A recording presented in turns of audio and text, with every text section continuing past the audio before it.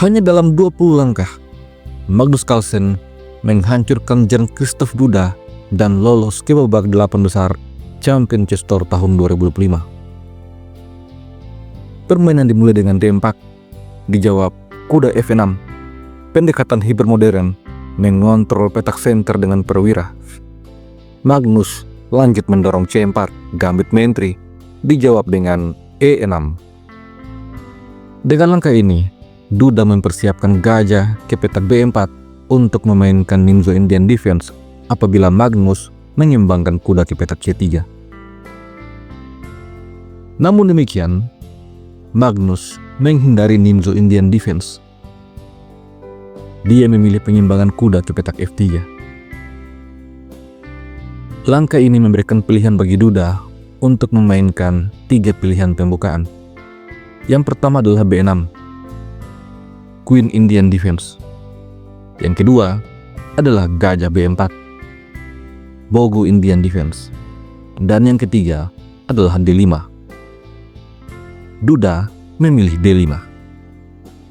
Ini adalah pembukaan Queen Gambit Declined atau gambit menteri ditolak. Merespon hal ini, Magnus mendorong G3, mempersiapkan gajah fianchetto. Pertukaran pion kemudian terjadi dan Magnus melanjutkan penyimbangan gajah.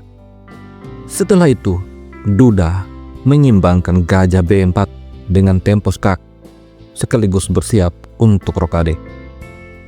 Magnus menutup dengan kuda C3, kemudian Duda rokade, lalu Magnus juga ikut rokade.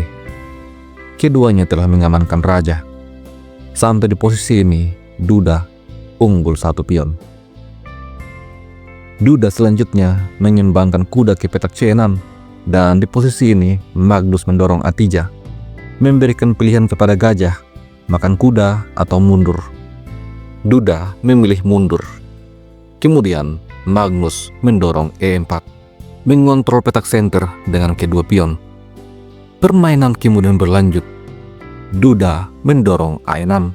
Sepertinya Duda mempersiapkan dorongan pion ke petak B5.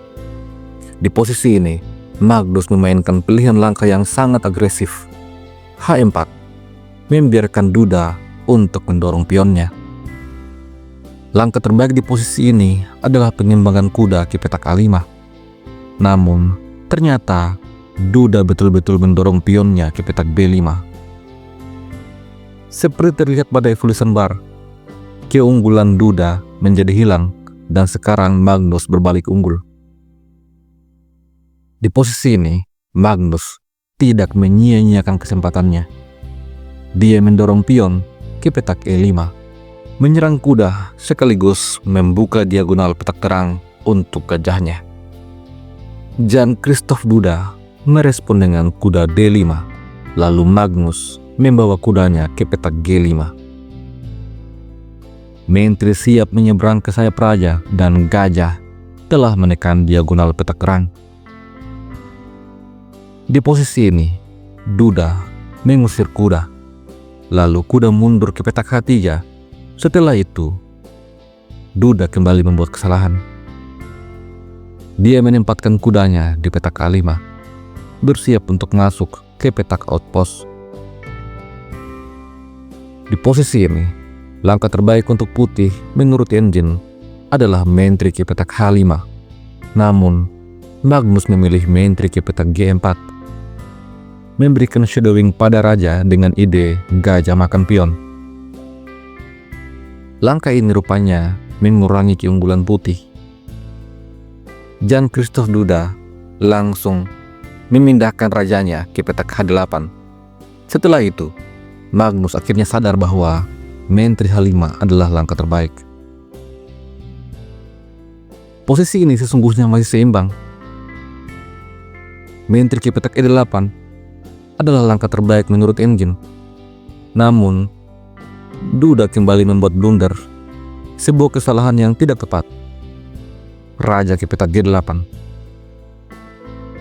Evolution bar menunjukkan bahwa putih betul-betul unggul pada posisi ini. Kesempatan itu datang 2 kali dan Magnus tidak menyia-nyiakan kesempatan. Kali ini, Magnus langsung mengorbankan gajahnya.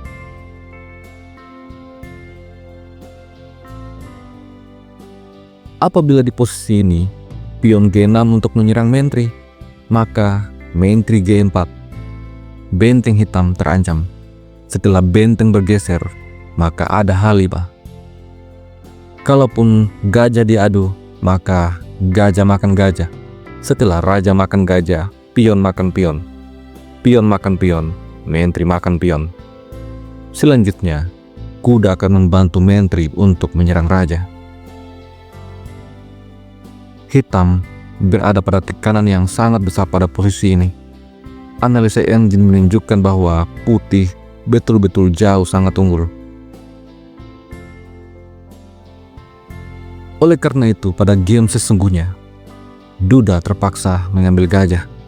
Setelah itu, menteri makan pion, lalu kuda makan kuda. Duda menawarkan gajah untuk makan benteng. Akan tetapi, Magnus Carlsen tidak tertarik. Jika di posisi ini putih memilih untuk makan benteng, maka ada balasan kuda E2, skak. Setelah raja ke petak H2, hitam bisa mendorong C6. Gajah putih terkurung. Secara posisional, putih memang masih unggul, namun keunggulannya berkurang. Dan pecatur pada level Grandmaster tidak ingin keunggulannya berkurang. Oleh karena itu, Magnus di posisi ini memilih untuk mengambil kuda, membiarkan benteng tetap selamat. Setelah itu, Duda mengadu gajah. Magnus mengambil, lalu kuda makan gajah. Setelah itu, Magnus membawa kudanya ke petak F4. Sampai di posisi ini, Jan Christoph Duda memutuskan untuk menyerah. Apabila permainan dilanjutkan dengan benteng E8 misalnya, maka kuda ke petak H5, ancaman skakmat di langkah selanjutnya. Langkah terbaik adalah gajah mundur menyerang menteri. Namun setelah itu, kuda F6, skak. Raja tidak bisa kemana-mana. Satu-satunya langkah yang legal untuk hitam adalah mengorbankan menteri untuk makan kuda. Setelah itu, menteri makan menteri. Hitam kalah secara kualitas. Meskipun punya dua benteng, gajah dan juga kuda, akan sangat sulit bagi perwira-perwira hitam untuk melawan menteri dan dua benteng. Dengan hasil ini, maka Magnus dipastikan lolos ke babak 8 besar dan akan berhadapan dengan Maxim Vachier-Lagrave. Pada babak 8 besar, Magnus mengalahkan Maxim tanpa ampun dengan skor 3-0, dan ada sebuah kewenangan cepat yang didapat oleh Magnus. Kita akan melihatnya pada video selanjutnya.